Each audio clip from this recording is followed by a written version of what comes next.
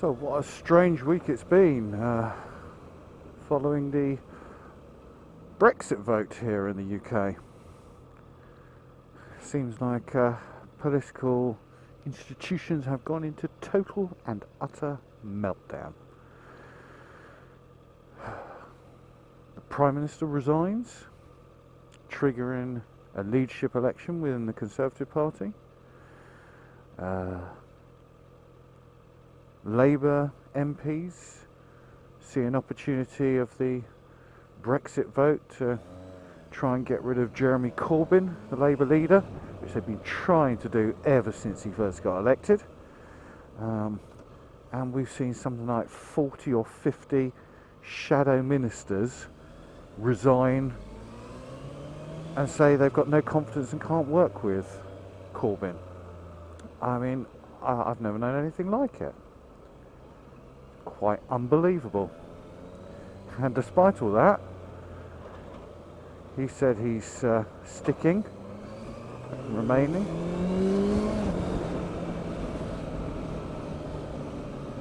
He's not going anywhere, which is his prerogative. He was quite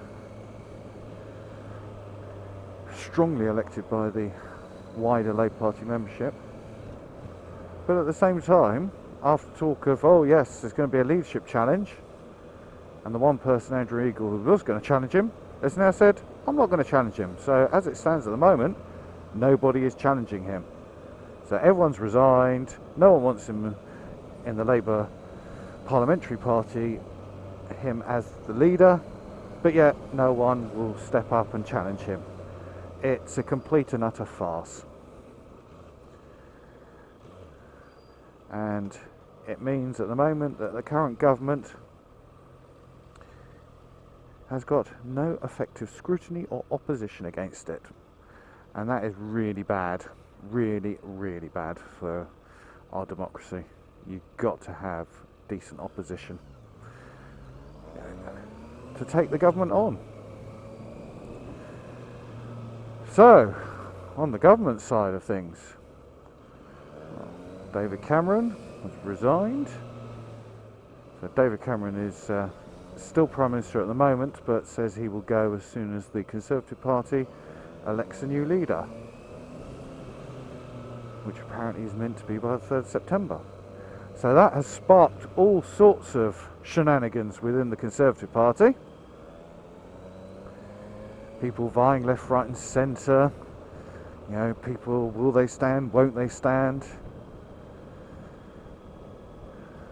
And Boris Johnson was the bookies' favourites.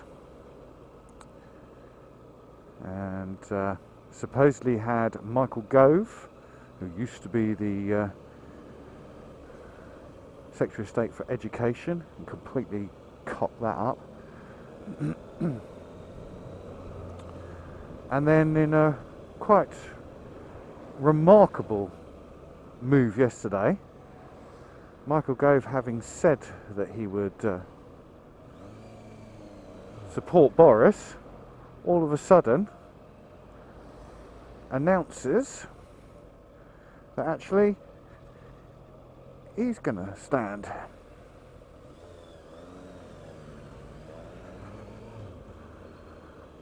Which I just find unbelievable.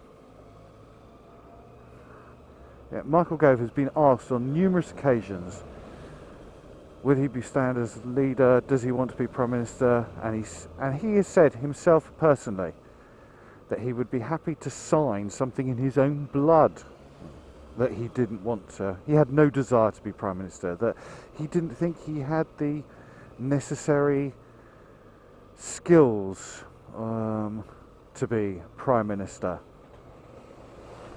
And now all of a sudden he's stabbed Boris Johnson, not just in the front, not just in the back, but directly in the chest as well.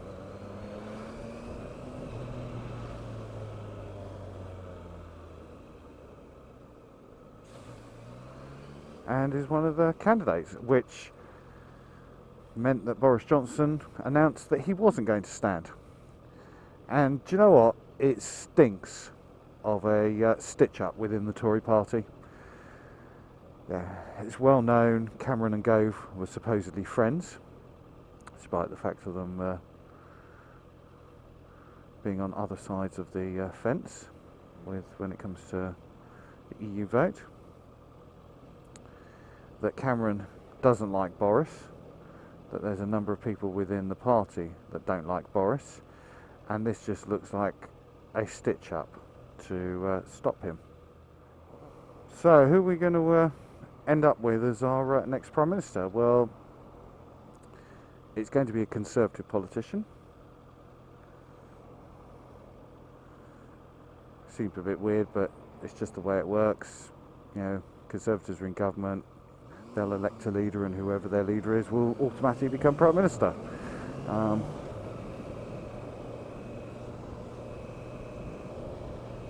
So who have we got? Well, there are 5 possibilities. There's Theresa May, who's currently the Home Secretary. Michael Gove, who I think is currently leader of the House of Commons, but was previously the Education Secretary. You've got Stephen Crabb, who was, I think, the Welsh Minister, but is now Work and Pensions, took over from Ian Duncan Smith when Ian Duncan Smith resigned. You've got Angela, is it Angela? Oh, Andrea Leadsom. In fact, I don't even know her name, kind of sums her up. Who's Energy Minister?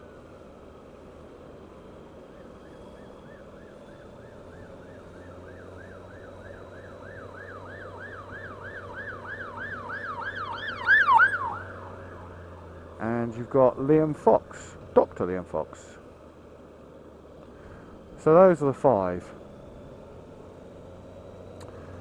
And if I'm brutally honest, not one of those really excites me. Not one of them kind of gets me going and thinking, oh yeah, there's the next Prime Minister of our country. So I hope that over the next few weeks, when they're all shoved up in the limelight, that one of them kind of stands out as a Prime Minister. And the 2 front runners are Theresa May and Michael Gove. Well, we talked about Michael Gove. He's a very intelligent guy, but yeah, he's someone that you would expect to be a university professor lecturing. He's that kind of intellect.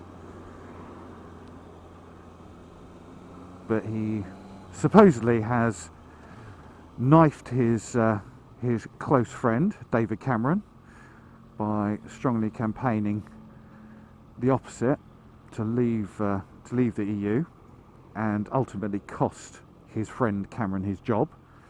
And then, having said, oh, I think Boris is the right person, I'll be supporting him, at the last minute stabs him in the back.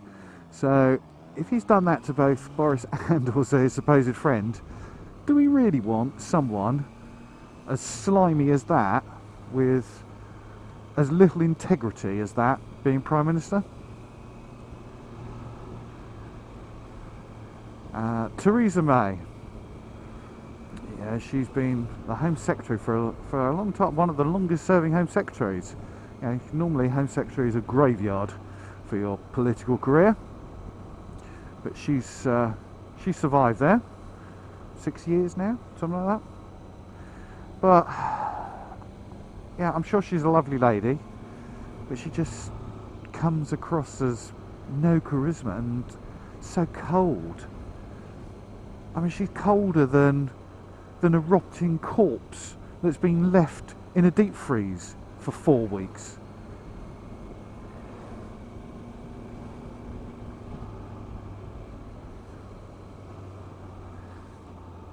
Watch you there. No, good, thank you. So, you know, and I think, rightly or wrongly, you know, our Prime Minister needs to have a bit of verve about them. You know, Blair certainly had it. I think Cameron had it. Just don't see Theresa May with it. Stephen Crabb. Well, he's a bit of an unknown quantity. I mean, the thing he first sort of hit the press for and became known for was he was the first cabinet minister to sport a beard. I mean, for God's sake. But maybe that's more of a reflection of our media than you can't really blame him for that. But yeah, he's a bit untried, untested. Although, yeah, I like his, what do they call it, backstory. Grew up in a council estate, single mum. Yeah, he's not a toff. He seems like he's more in touch with, you know, the average person. So yeah, maybe he's but I think he's got to show what he stands for, what he is a bit more. Then you've got this Andrea Leadsom, who, frankly, Andrea who? I mean, to me this just stinks of a career-minded politician chucking their hat in the ring, knowing full well they've got no chance whatsoever, but by doing that they're trying to push themselves forward for a decent job in government with whoever that wins. Yeah, they'll see how things are going, no chance of winning, and then throw their support behind who they think wins, is going to win. Hope they do win, and then get a top job. And I think that's really slimy as well. I don't like that. So, no idea. And then you've got Liam Fox, who I think is a very charming individual, comes across really well. You know, GP he's been. Yeah, but had to resign from government over the fact that he'd inappropriately had a friend, in inverted commas, involved in stuff they shouldn't have been, referred to them as an advisor. That was a bit dodgy at the time. So, to recap, none of the 5 candidates really fill me with, oh my god, this is fantastic. So I suppose we'll just have to see and hope that one of them comes to the forefront and really stands out.